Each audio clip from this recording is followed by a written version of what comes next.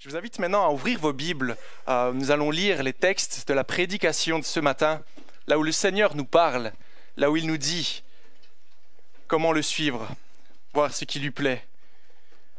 Je vous invite à ouvrir vos Bibles en 2 Pierre, chapitre 3, à partir du verset 10. 2 Pierre, chapitre 3, verset 10. Notre pasteur Olivier Favre va terminer aujourd'hui sa série, je pense. Donc on lira jusqu'à la fin du chapitre 3. 2 Pierre, chapitre 3.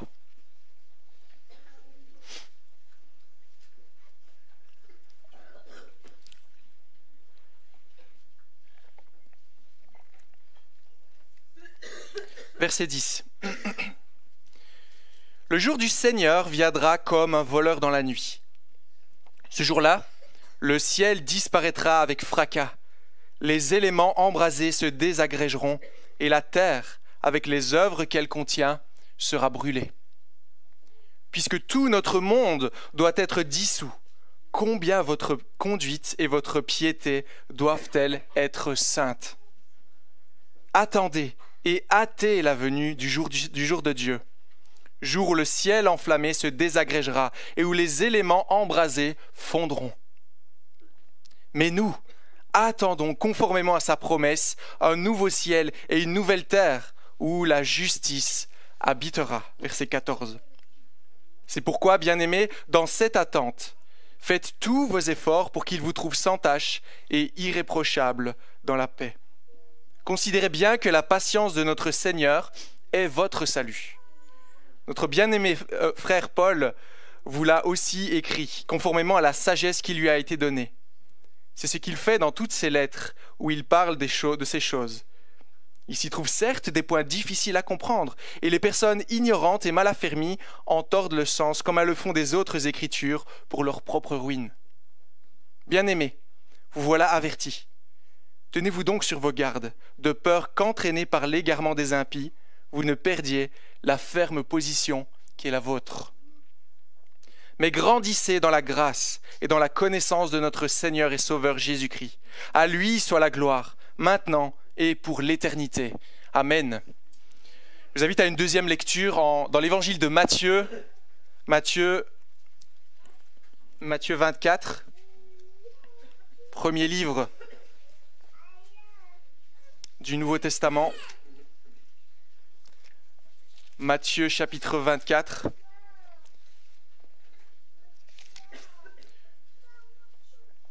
Matthieu 24, verset 36.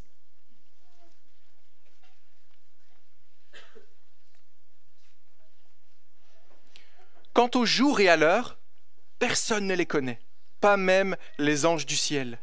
Mon Père seul les connaît. Ce qui est arrivé à l'époque de Noé arrivera de même au retour du Fils de l'homme. En effet, dans les jours précédant le déluge, les hommes mangeaient et buvaient, se mariaient leurs enfants, jusqu'au jour où Noé est entré dans l'arche. Ils ne se sont doutés de rien jusqu'à ce que le déluge vienne et les emporte tous. Il en ira de même au retour du Fils de l'homme. Alors 2 hommes seront dans un champ. L'un sera pris, l'autre laissé. 2 femmes moudront à la meule. L'une sera prise, l'autre laissée. Restez donc vigilants, puisque vous ignorez à quel moment votre Seigneur viendra. Vous le savez bien, si le maître de la maison savait à quelle heure de la nuit le voleur doit venir, il resterait éveillé et ne laisserait pas les murs de sa maison percés. C'est pourquoi vous aussi, tenez-vous prêts, car le Fils de l'homme viendra à l'heure où vous n'y penserez pas. Et je vous invite à une dernière lecture en Joël, le prophète Joël, chapitre 2. Joël se situe juste après Osée.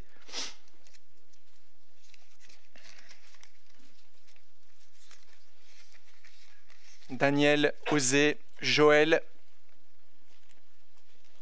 Joël, chapitre 2.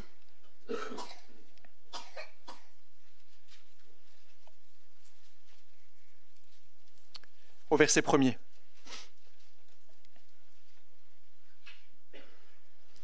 Sonnez de la trompette dans Sion. Faites-la retentir sur ma montagne sainte. Que tous les habitants du pays tremblent, car le jour de l'Éternel vient. Il est proche.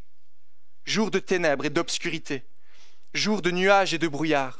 Il vient comme l'aurore qui se déploie sur les montagnes. Voici un peuple nombreux et puissant.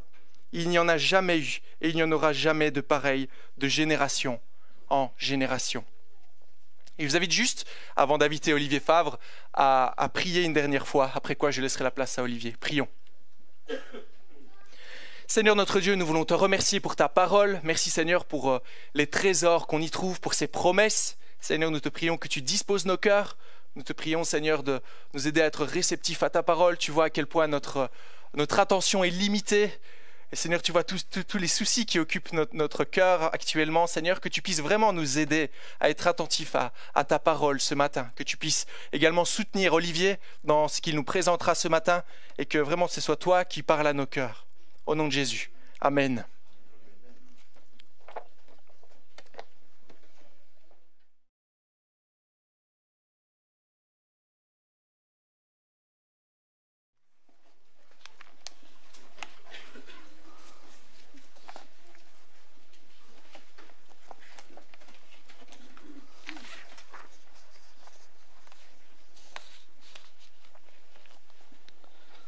Je vous invite à garder votre Bible ouverte devant vous sur ce texte de la deuxième épître de Pierre au chapitre 3 à partir du verset 10.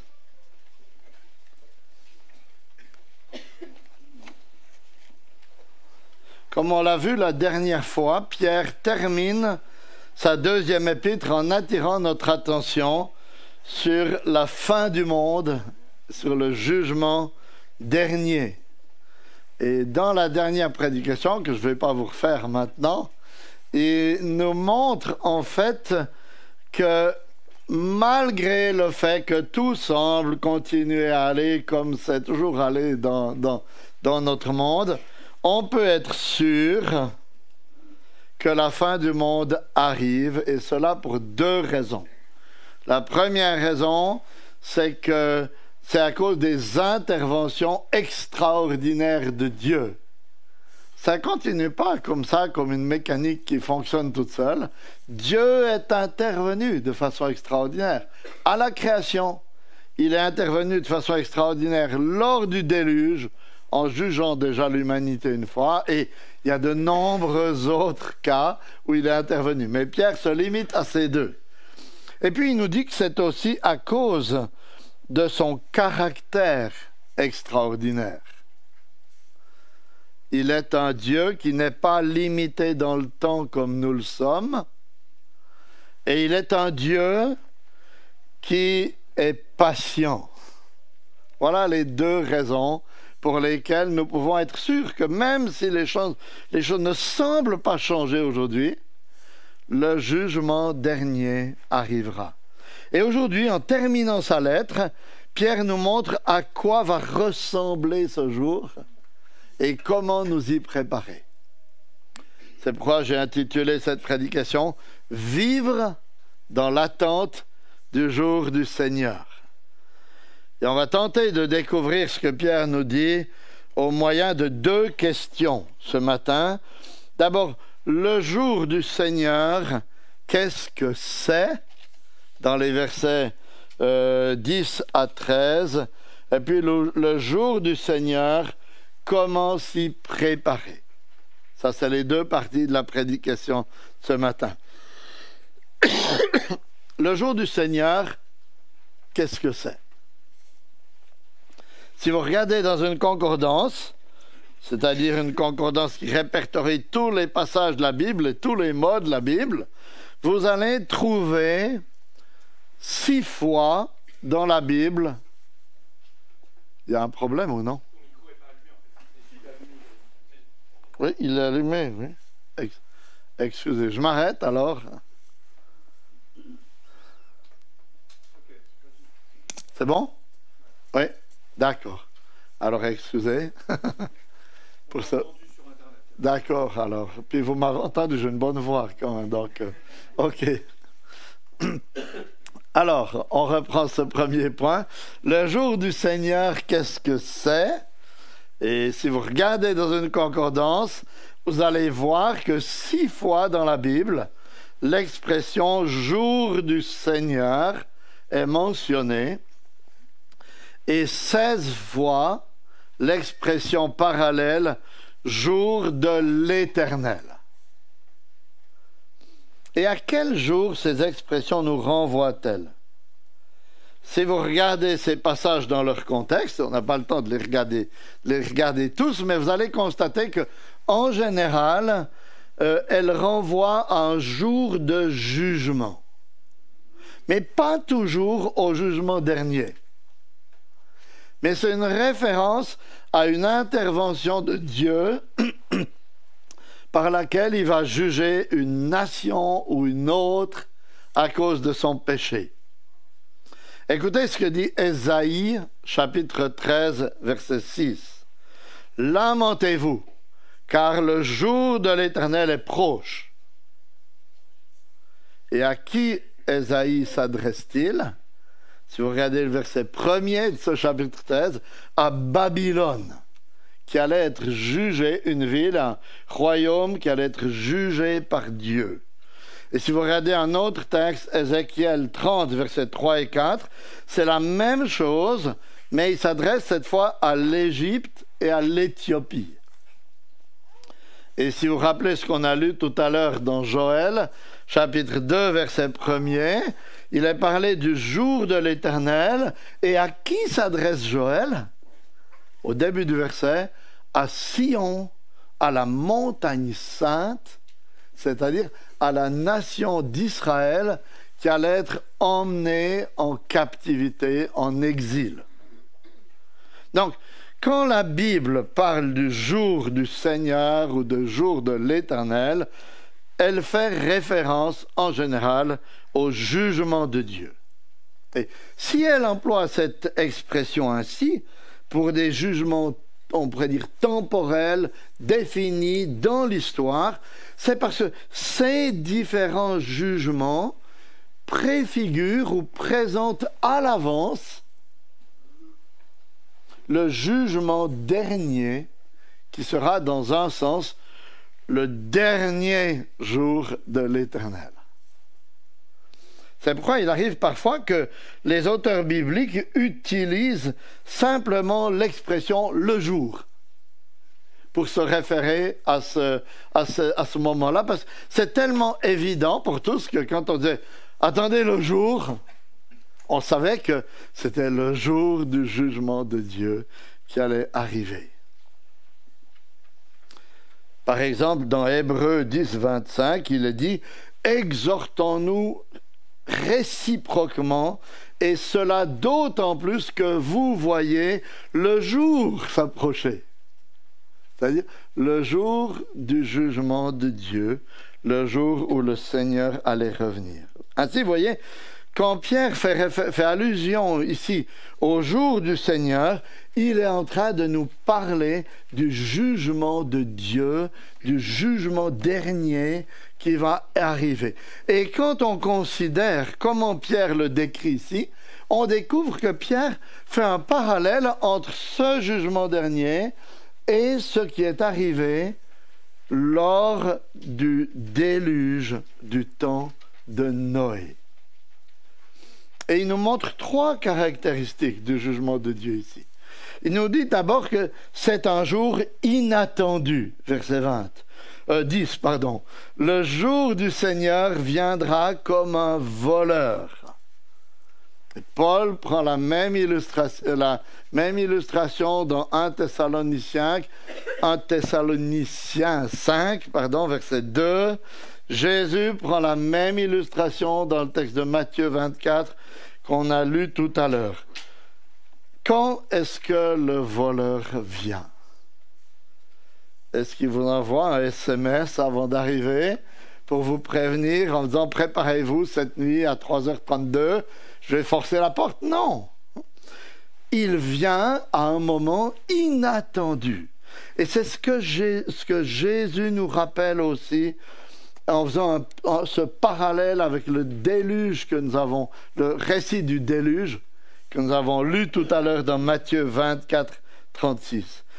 il nous dit qu'en ce qui concerne le jour, il en sera comme aux jours qui précédèrent le déluge. Jésus nous dit, verset 38 de Matthieu 24, « Les hommes mangeaient et buvaient, se mariaient et mariaient leurs enfants, jusqu'au jour où Noé entra dans l'arche.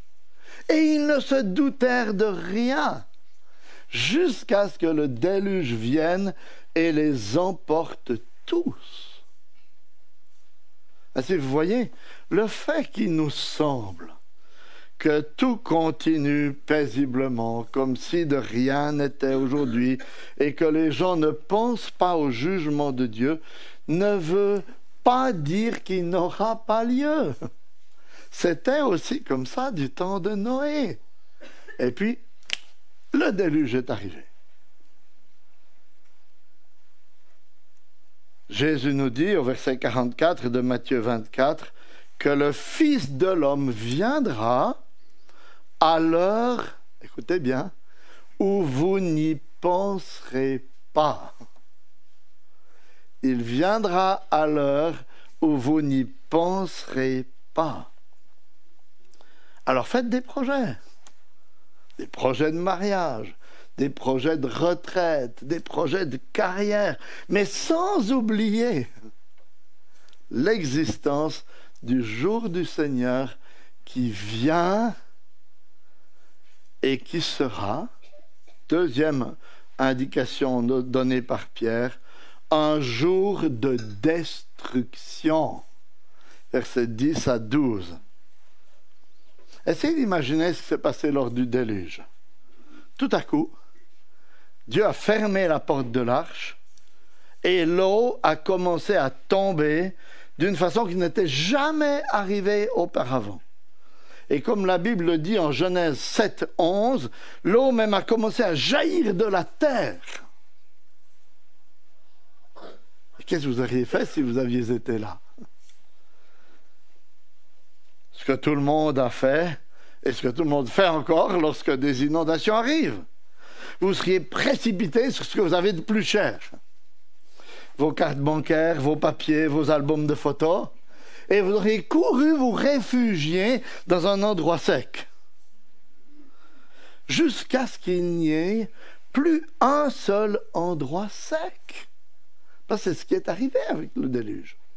L'eau est montée, montée, montée, montée, et vous étiez au dernier endroit sec qui existait, et vous auriez été engloutis par les eaux. Et par sa description ici, Pierre nous dit qu'il va arriver une chose semblable lors du jugement dernier. Mais il nous dit que cette fois, ce n'est pas l'eau, mais le feu qui va tout détruire. C'est pourquoi il nous parle d'éléments embrasés qui se dissoudront, dans le verset 10, de la terre et de ses œuvres qui seront consumées, à la fin du verset 10, des cieux enflammés qui se dissoudront et où les éléments embrasés fondront, verset 12. C'est une description terrible qui nous montre, vous voyez, que comme lors du déluge, rien ni personne n'échappera au jugement de Dieu. Je ne sais pas si vous avez déjà pensé à ce que vous prendriez avec vous si le feu ou un cataclysme frappait votre maison. Quelle est la chose la plus précieuse, la plus indispensable que vous emporteriez avec vous? Maintenant, réfléchissez. Quelle sécurité est-ce que cette chose pourrait vous procurer si vous sautiez avec elle dans le haut fourneau d'une fonderie chauffée à plus de 1000 degrés? Aucune, n'est-ce pas? Parce qu'elle serait consumée, fondue, brûlée avec vous. Et, chers amis, c'est ce que Pierre nous annonce ici. il nous décrit un tel jugement. Et il nous dit que ce jugement-là est suspendu, là, juste au-dessus de nos têtes. Parce que c'est la prochaine étape dans l'histoire du salut de Dieu. Vous avez l'impression que ça va toujours continuer comme ça, comme les gens du temps du déluge. Mais ça, c'est ce qui est suspendu au-dessus de nos têtes. Et il suffit que Dieu, entre guillemets, ferme la porte pour que ce jugement-là tombe sur nous. Alors, franchement, sans vouloir vous faire peur, je vous encourage à vous arrêter ce matin et à réfléchir à ce en quoi se trouve votre assurance, votre sécurité face à un tel jugement. Et si vous découvrez que vos valeurs ne tiendront pas le coup et que vous commencez à paniquer, c'est normal. Alors ouvrez les yeux, ouvrez vos oreilles, parce que maintenant, ce jour sera aussi, nous dit Pierre, un jour de restauration. Verset 13. Un jour inattendu, un jour de destruction, un jour de restauration. Mais nous attendons, selon sa promesse, de nouveaux cieux et une nouvelle terre où la justice habitera. Là aussi, il y a un parallèle avec le déluge. Et ce parallèle est très instructif pour nous. Parce que lors du déluge, tout le monde a péri. Tout a péri. Tout, sauf ceux qui étaient dans l'arche. Et qui, à la fin du déluge, sont sortis de l'arche et ont vécu un renouveau extraordinaire. Ils ont vu la création, entre guillemets, reprendre vie, se développer à nouveau d'une manière magnifique et glorieuse. Et vous voyez, c'est exactement la promesse que Dieu nous a faite. Il a promis déjà dans l'Ancien Testament, parce que la promesse du verset 13 nous vient du livre d'Ésaïe au chapitre 65, verset 17, écrit 700 ans avant la naissance de Jésus-Christ, qu'après le jugement dernier, il y aurait un nouveau ciel et une nouvelle terre. Et quelle sera la spécificité de ce nouveau ciel et de cette nouvelle terre?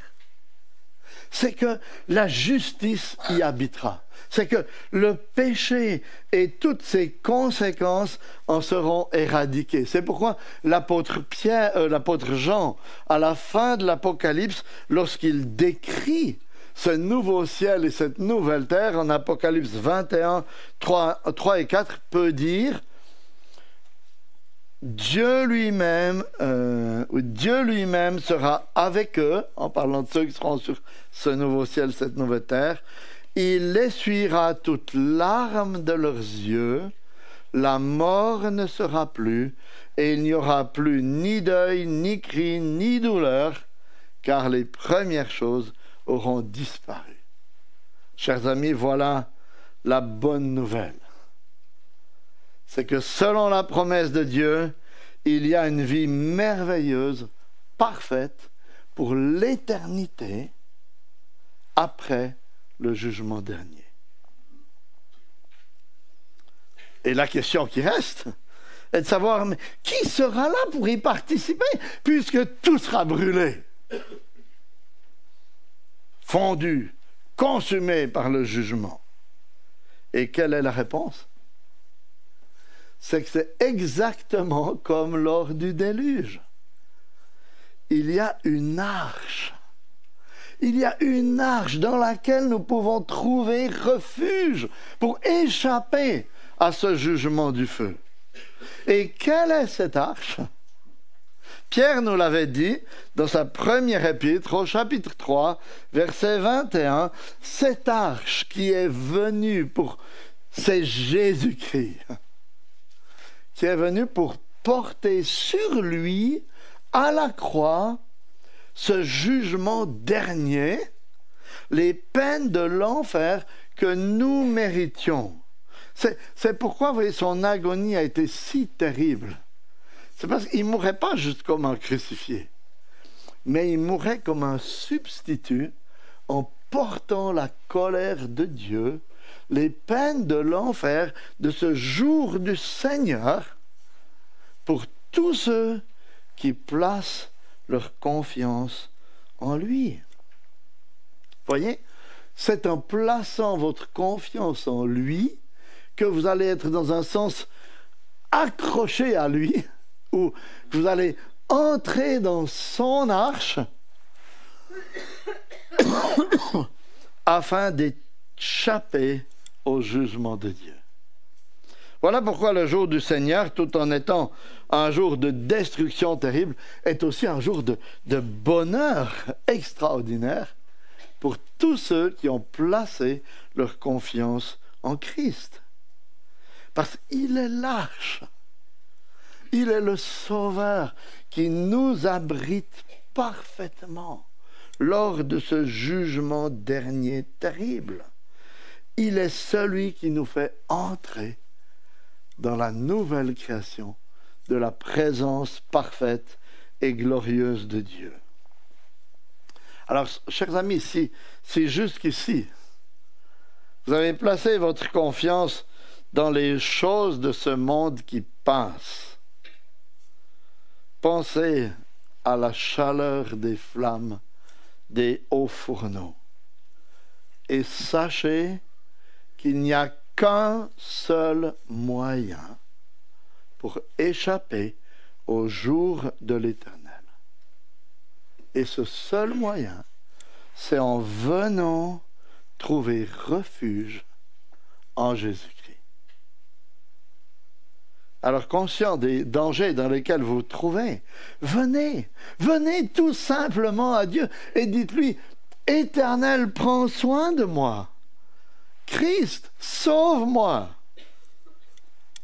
Et il vous placera en sécurité pour l'éternité. Alors voilà ce qu'est le jour du Seigneur. Et il nous faut nous poser la deuxième question maintenant. Le jour du Seigneur, comment s'y préparer?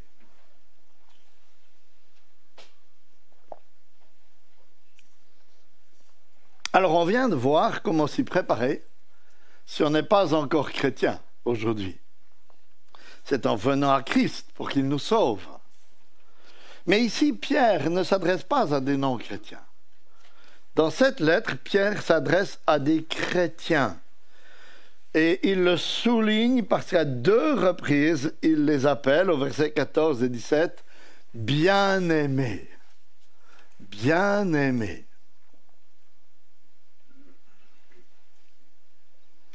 Est-ce que vous saviez que même lorsqu'on est chrétien, la venue du Seigneur doit avoir un impact sur notre vie? Parfois, on a un peu l'impression que les chrétiens croient qu'au moment où ils échappent au jugement de Dieu, tout est OK. Ils disent, OK, j'échappe au jugement de Dieu, tout est bon. Mais non.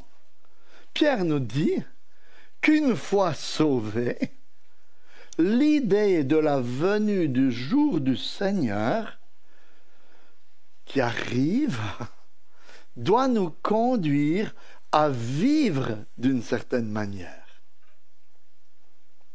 Et avant de voir cela, j'aimerais vous faire observer une chose extrêmement importante que Pierre nous dit concernant l'inspiration des livres du Nouveau Testament dans les versets 15 et 16. Parce que pour souligner ce qu'il est en train de nous dire, Pierre fait appel à qui? Verset 15. À son bien-aimé frère Paul. C'est qui son bien-aimé frère Paul? C'est l'apôtre Paul. Et il fait référence non seulement à l'apôtre Paul, mais aux lettres écrites par Paul au verset 16. C'est ce qu'il fait dans toutes les lettres où il parle de ces sujets. Et il est honnête, il dit, et où il se trouve des passages difficiles à comprendre. C'est vrai, des fois, quand on étudie les épîtres de Paul, c'est pas tout simple. Mais dont les personnes ignorantes et mal affermies tordent le sens, comme elles le font du reste des Écritures, pour leur perdition. Donc, vous voyez, Pierre fait référence à son bien-aimé frère Paul et à ses lettres. Et dans un sens, ces lettres étaient les lettres d'un de ses amis qui connaissaient bien. Pierre et Paul se connaissaient bien. Il est même possible qu'à l'époque où Pierre écrit, Paul soit avec lui à ses côtés à Rome. Parce que tous les deux ont passé un certain temps à Rome. Et comment est-ce que Pierre traite ces lettres écrites par Paul? C'est frappant, vous voyez, dans ce verset 16, il les met sur un pied d'égalité avec ce qu'il appelle le reste des Écritures. C'est-à-dire les textes inspirés de l'Ancien Testament. Donc, vous voyez ici, Pierre est en train de nous montrer que les lettres de Paul, son copain qui vient de les écrire il y a peut-être 2-3 ans, ont la même autorité que les textes de l'Ancien Testament. La même autorité divine que les écrits de Moïse, de David, d'Ésaïe. Et s'il s'y réfère ainsi, il faut croire que ces chrétiens ont possédé sans doute déjà des copies auxquelles ils pouvaient s'y référer eux-mêmes et vérifier ce que Pierre avait dit. Donc cela nous apprend, c'est peut-être un peu technique, mais j'espère que vous n'avez pas décroché. Cela nous apprend que dès le 1er siècle, et quasiment dès qu'elles ont été écrites, ces épîtres du Nouveau Testament ont été reconnues par les chrétiens comme inspirées de Dieu et utiles pour conduire l'Église. Et qu'elles avaient la même autorité pour eux que les textes de l'Ancien Testament. Ainsi, chers amis, chers frères et sœurs, vous pouvez avoir autant confiance dans les écrits du Nouveau Testament que ce que Jésus avait confiance dans ceux de l'Ancien Testament et qu'il citait dans son enseignement et sur lesquels il s'appuyait dans son argumentation, comme on l'a vu encore mercredi dernier sur la question du divorce et du mariage dans l'étude biblique. Vous voyez, le Nouveau Testament est aussi inspiré que l'Ancien Testament, aussi digne de confiance que l'Ancien Testament. Et ces versets 15 et 16 de 2 Pierre 3 sont probablement les deux versets les plus clairs sur cette question. C'est pourquoi j'ai fait cette parenthèse. Excusez-moi, j'espère que ce n'est pas trop compliqué, mais je ne pouvais pas passer ces versets sans au moins vous dire ça, avant de revenir maintenant à l'impact que doit avoir ce jour du Seigneur sur notre manière de vivre. Il me semble que Pierre mentionne 5 aspects de notre vie qui doivent être affectés. J'ai hésité, pour être honnête, à arrêter ma prédication ici, à en refaire une pour pouvoir développer plus ces 5 aspects la prochaine fois. Mais pour finir, je me suis dit non, je termine rapidement avec ces 5 aspects. Donc, premier aspect, verset 11, vivez dans la sainteté. Puisque tout cela est en voie de dissolution, combien votre conduite et votre piété doivent être saintes. C'est assez frappant. On peut se dire, il aurait pu dire, puisque tout cela est en voie de dissolution, moquez-vous de tout ça. Mais non, il souligne, voyez, il nous dit, puisque le jour du Seigneur va arriver, cela doit nous amener à faire attention où nous mettons nos valeurs, notre affection.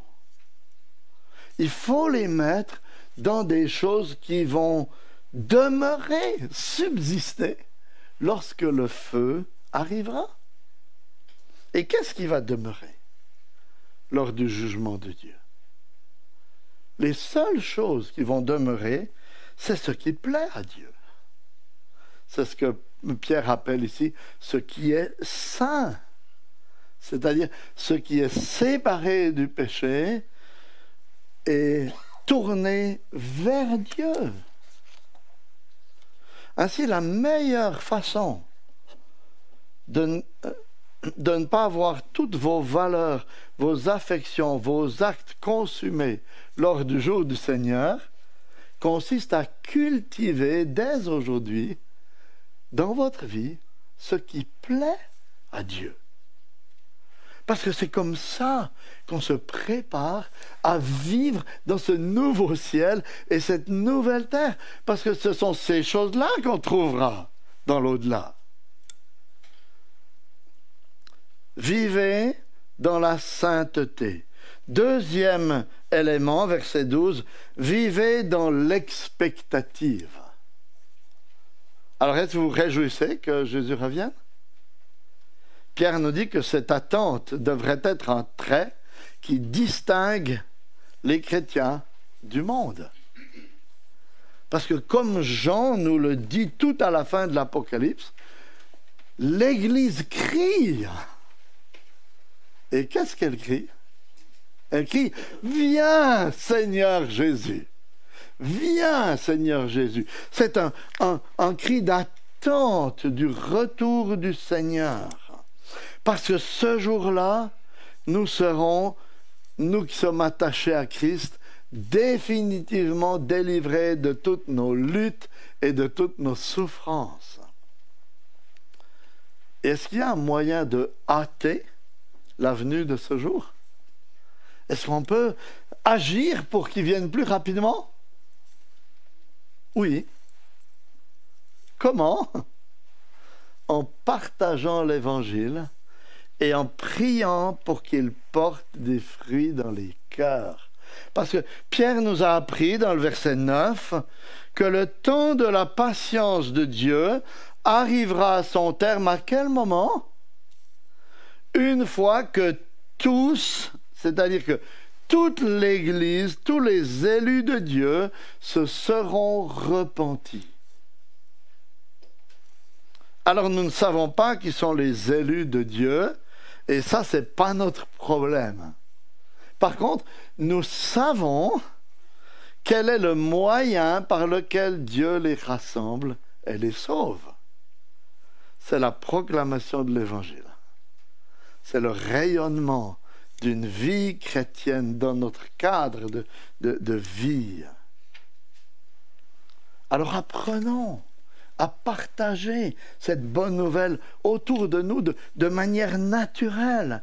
Parce que nous n'avons rien de plus beau, rien de plus parfait à offrir au monde que de les inviter à, entre guillemets, entrer dans l'arche du salut en s'approchant de Jésus-Christ.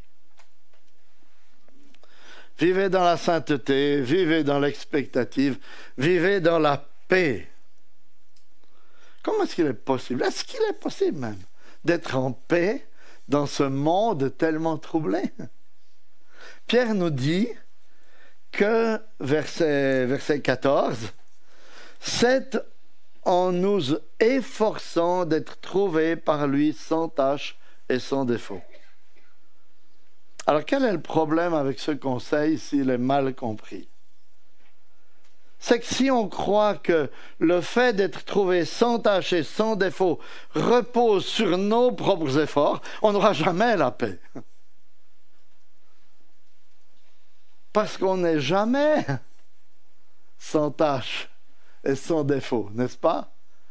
On fait des progrès, mais il y a une mauvaise pensée, il y a un acte mauvais, une colère, etc., etc. Ainsi, vous voyez, les efforts auxquels nous exhorte Pierre ici consistent, je pense, à toujours nous rappeler que c'est Christ qui est l'époux qui fait paraître son Église sans défaut et sans tache. C'est ce qui nous est dit par Paul dans Éphésiens 5, 27. Donc Pierre n'est pas en train de nous dire « Faites plus d'efforts, vous allez trouver la paix ». Ce n'est pas comme ça qu'on trouve la paix. La paix, on la trouve en regardant en Christ, regardant en Christ qui, lui, nous a ou amené une vie sans défaut et sans tache et la donne à tous ceux qui viennent à lui. Et une fois qu'on est bien conscient de ça, alors, confiant de cette perfection, en cette perfection du Christ, nous apprenons à nous séparer du péché dans notre vie. Mais là, ce ne sera jamais parfait. C'est pourquoi il faut garder nos yeux fixés sur Christ. Vivez dans la sainteté, vivez dans l'expectative, vivez dans la paix, vivez dans la reconnaissance. Verset 15. Considérez que la patience de notre Seigneur est votre salut. Pourquoi est-ce que vous avez été sauvés? C'est parce que Dieu est patient, mes chers amis. Parce que comme on l'a vu la dernière fois, le péché et la méchanceté affectent Dieu beaucoup plus qu'elles nous affectent nous. Parfois on dit, pourquoi il n'agit pas? Pourquoi il ne punit pas? Mais, ok, ça vous choque. Mais ça choque encore beaucoup plus Dieu. Parce qu'il nous a créés pour le glorifier. Il est affecté lorsque les hommes se révoltent contre lui, lorsque les hommes s'entretuent. Mais malgré cela, il patiente jusqu'à ce que toute son Église soit sauvée. Il supporte ces affronts horribles par amour pour ses enfants, pour son Église. Alors, voyez, au lieu de vous focaliser sur la méchanceté du monde et de critiquer Dieu qui ne vous semble pas agir, soyez plutôt reconnaissants, parce que c'est à cause de sa patience que vous êtes ici, ce matin, en train de l'adorer. Réfléchissez. Si vous êtes convertis ces dernières années, où seriez-vous aujourd'hui si le jour du Seigneur était arrivé il y a 5 ans ou il y a 10 ans? Vous seriez sous le jugement de Dieu pour l'éternité. Alors vivez dans une attitude reconnaissante envers Dieu, qui est un bon Père céleste, qui patiente et qui supporte même le mal de ce monde jusqu'à ce que toute son Église, toutes ses brebis, tout ce qu'il a donné à son Fils pour qu'il les sauve, soient rassemblés. Et alors, il reviendra. Et pour terminer, vivez dans l'intimité. Versets 17 et 18. Vous donc, bien-aimés qui êtes prévenus, soyez sur vos gardes, de peur qu'entraînés par l'égarement des impies, vous ne veniez à déchoir de votre fermeté. Mais croissez dans la grâce et la connaissance de notre Seigneur et Sauveur Jésus-Christ. À lui la gloire maintenant et jusqu'au jour de l'éternité. Ce sont les 2 derniers versets que Pierre a adressés aux croyants avant de, sans doute, mourir 1 ou 2 ans plus tard. Et dans ces 2 derniers versets, il attire notre attention sur le dernier aspect si nous ne voulons pas déchoir de notre fermeté. C'est-à-dire si nous voulons que notre foi reste ferme. Et que nous dit-il? Il nous dit, verset 18, qu'il nous faut croître dans la grâce et la connaissance de notre Seigneur et Sauveur Jésus-Christ. Pourquoi? Parce que lui seul mérite de recevoir la gloire pour l'éternité, comme il le dit à la fin du verset. En fait, Pierre boucle la boucle. Parce qu'au début de son épître, il nous a dit que, en connaissant le Seigneur, il nous a donné en lui tout ce dont nous avons besoin pour vivre une vie qui glorifie Dieu. Et il termine en nous disant, croissez dans votre connaissance du Seigneur Jésus-Christ. Parce qu'en croissant dans la connaissance du Seigneur et du Sauveur Jésus-Christ, vous allez encore mieux découvrir tout ce qu'il vous a donné, tout ce que vous avez en lui, toute la force, toute la grâce, tout ce qu'il est pour vous, pour continuer à grandir dans la fermeté. Ainsi, croissez dans la connaissance du Seigneur Jésus-Christ. Et ainsi vous vous préparez en cultivant les valeurs du ciel et fortifiés de la sorte. Nous sommes mieux équipés pour discerner les erreurs, les fausses doctrines et garder le nord, garder le cap dans notre vie chrétienne.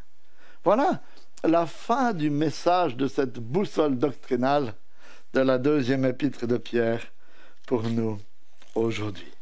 Que le Seigneur agisse dans nos vies et nous amène à vivre dans l'attente de ce grand jour. Amen.